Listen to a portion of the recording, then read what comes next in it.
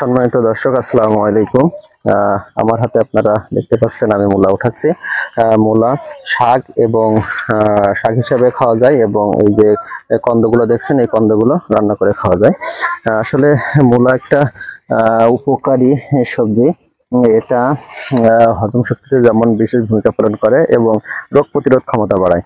এছাড়াও যাদের লিভারের সমস্যা আছে, লিভার রোগে ভুগছেন, তারা এই প্রচুর পরিমাণে এই মূলা খাবেন, তাহলে আপনাদের লিভার পরিষ্কার হবে এবং লিভারের স্বাস্থ্য ভালো থাকবে।